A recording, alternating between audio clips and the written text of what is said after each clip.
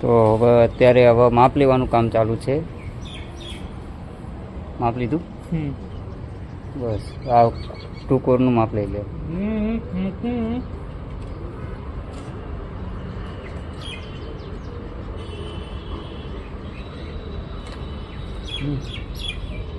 આમાં મિત્રો 2 કોર આવે.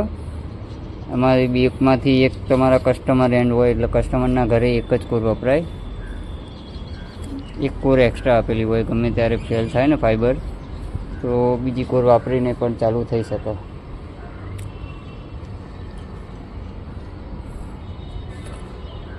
તો રાહુલભાઈ હવે S3 હાથમાં લઈ લીધું છે. S3 ને પહેલાં આપણે બધા છેડા છે ને એક જ સરખા કરવા પડશે, આવી રીતે કટિંગ કરીને, એટલે માપ આપણું ખરાબ ના થાય. બરાબર. આ S3 ના આઉટપુટ 8 આવે અને આ આવે એનો ઇનપુટ. બરાબર. અને આપણે આ ટ્રેની અંદર લગાવીશું. હેલ્પર આપો ને મને મશીન.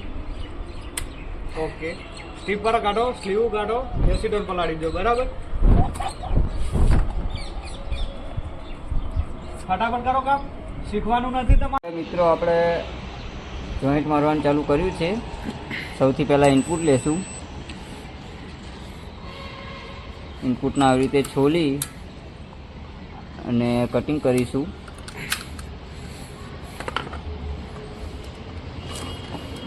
જો આમાં આ જે ઇલેક્ટ્રોડ છે ને એની પાછળ મૂકવાનું હોય.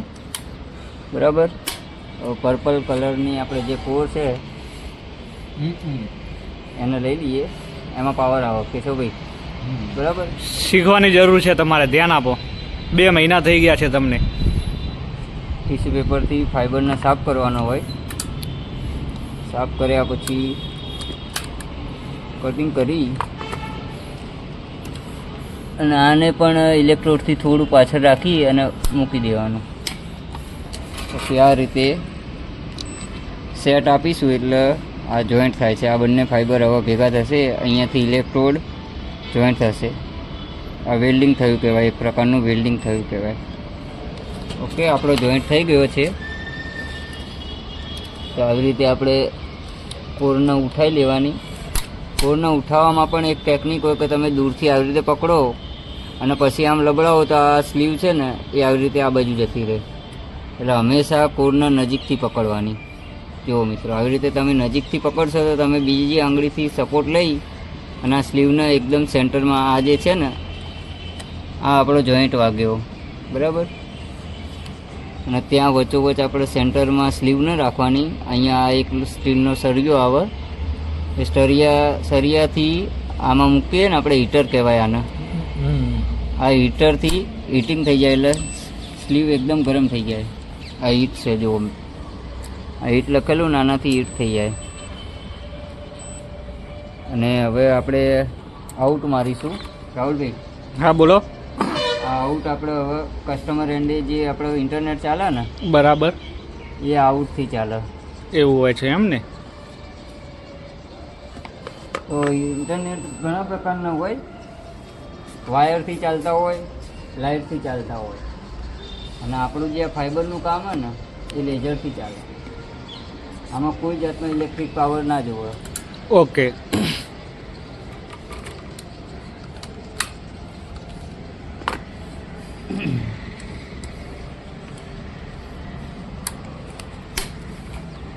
આ કસ્ટમરના ઘરનો વાયર છે, બ્લુ કોર.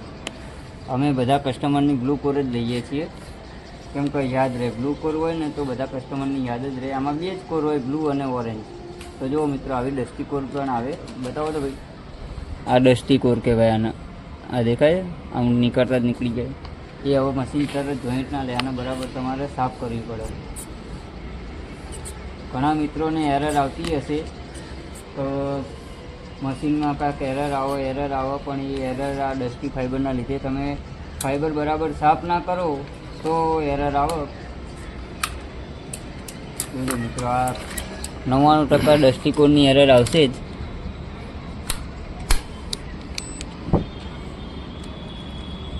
જો ફાઈબર એકદમ સાફ કર્યો ને આપણે એટલે ડસ્ટી કોરની એરર આવી નથી.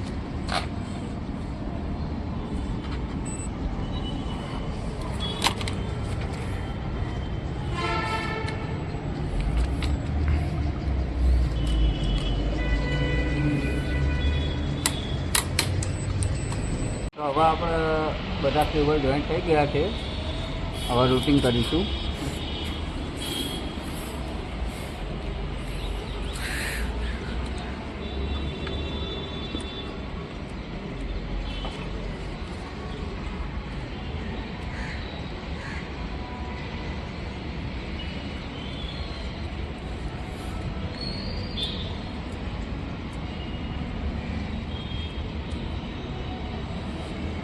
સરસ લ્યો.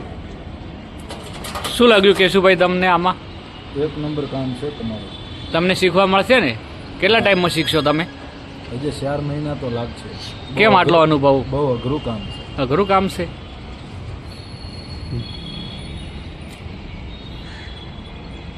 અમે 6 મહિના તો ખાલી ટ્રેનિંગ કરી હતી. કેશુભાઈ તમને કેટલા મહિના થયા આ ટ્રેનિંગમાં? 2 મહિના થયા, હજી 4 મહિનાની જરૂર છે. બરાબર. તો હવે જુઓ મિત્રો, આપણે આ રૂટિંગ કરી દીધું છે. બરાબર. આપણે આ બોક્સ હતું એની જગ્યાએ અત્યારે આ બોક્સ માર્યું છે અને આ એકદમ મજબૂત આવે. આની ક્વોલિટી બી એ સારી જ છે. આમાં તમે ઊભા બી રહો ને આની ઉપર 2 જણા બી ઊભા રહો ને તો આને કાંઈ ના થાય. આ એટલું મજબૂત છે.